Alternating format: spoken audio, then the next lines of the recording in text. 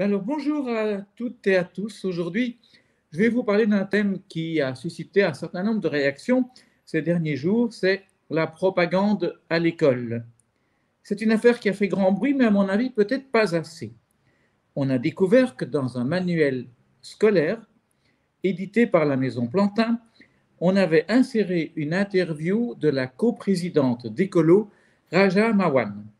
Et le moins que l'on puisse dire, c'est que la jeune coprésidente écologiste y est allée d'une interview engagée.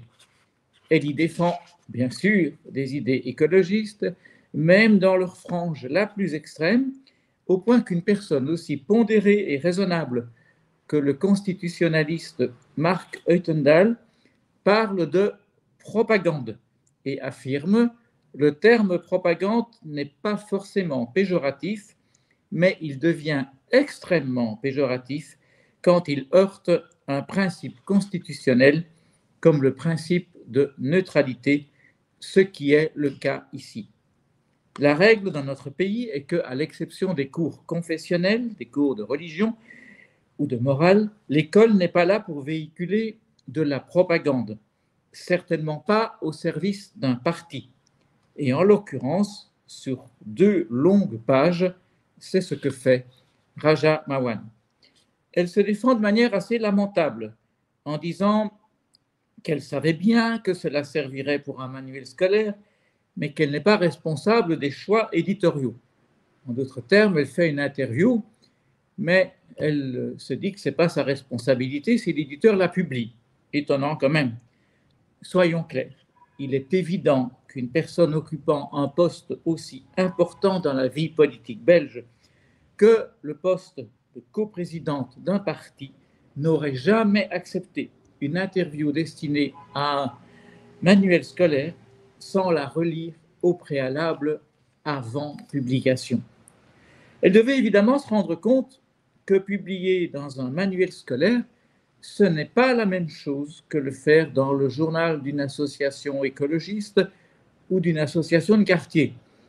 La ministre Caroline Désir, responsable de l'éducation, annonce une enquête. Bonne façon sans doute de faire oublier le débat, puisque cette enquête, si elle a lieu, prendra certainement des semaines ou des mois et qu'on oubliera bien sûr de faire un rapport à la fin et d'en tirer les conclusions. L'éditeur Plantin a présenté des excuses. Un peu ce qu'on fait lorsqu'on a commis quelques fautes de frappe dans un texte ou qu'on a imprimé une page à l'envers. Y a-t-il vraiment quelqu'un qui puisse se contenter de cela? A-t-on dit que l'on allait mettre au pilon tous les exemplaires encore existants de cet ouvrage de propagande présenté comme manuel scolaire? A-t-on proposé de remplacer tous ceux qui circulent encore par des versions épurées sans les 2 pages de propagande écologiste? Il s'agit d'un éditeur professionnel. Logiquement, il aurait dû se rendre compte de ce qui allait arriver. La violation du principe de neutralité que tout éditeur scolaire doit parfaitement connaître est tellement évidente que cela ressemble à une provocation. C'est d'autant plus le cas que Raja Mawan ne se contente pas de propos lénifiants sur la protection de la nature ou la lutte contre le réchauffement climatique. Non, non, au contraire, on peut lire des phrases du genre, tenez-vous bien, rentrer dans le lard de ces vieux mâles blancs qui veulent diriger la politique.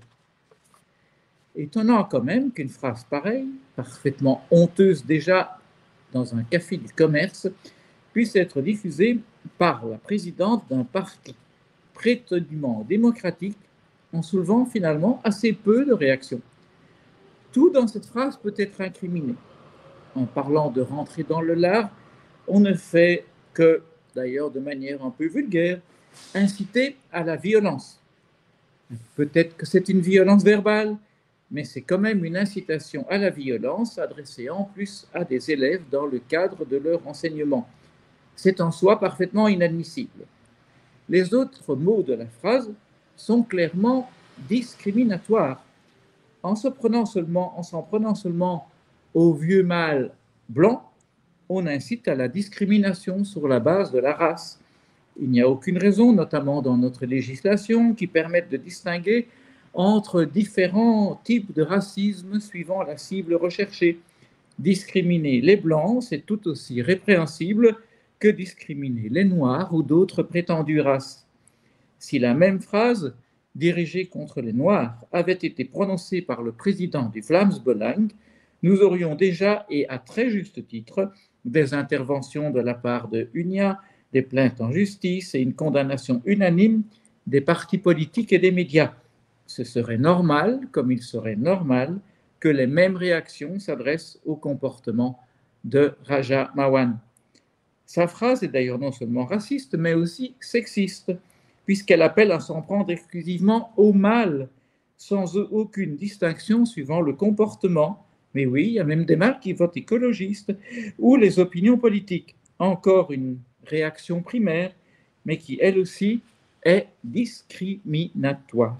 Là encore, on n'imagine même plus, heureusement, dans notre société, qu'une phrase équivalente soit prononcée par un responsable politique à l'égard des femmes. Mais décidément, la gauche écologiste se croit tout permis, comme si elle était immunisée contre l'application des lois, y compris de celles dont elle demande, souvent à juste titre, qu'elles donnent lieu à des poursuites contre ses adversaires.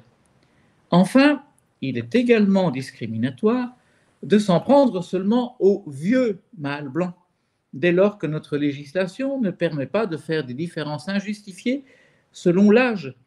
On peut réagir avec l'ironie, comme l'a fait le président de Défi, François de Smet, en demandant à partir de quel âge cela joue. On peut aussi s'indigner de voir dans la même phrase, adressée à un public mineur, une incitation à la violence assortie de propos triplement discriminatoires à la fois contre les blancs, les mâles et les vieux. On pourrait s'étonner, et on devrait s'étonner, de cette très grave dérive. Mais l'on voit partout à l'école que la même pensée écolo-collectiviste est en train de miner l'ensemble de l'enseignement francophone. Si un éditeur se permet de publier une interview aussi caricaturale dans un livre scolaire, c'est qu'il a l'habitude de véhiculer les mêmes idées, en général exprimées quand même de manière un peu moins maladroite dans l'ensemble de sa production.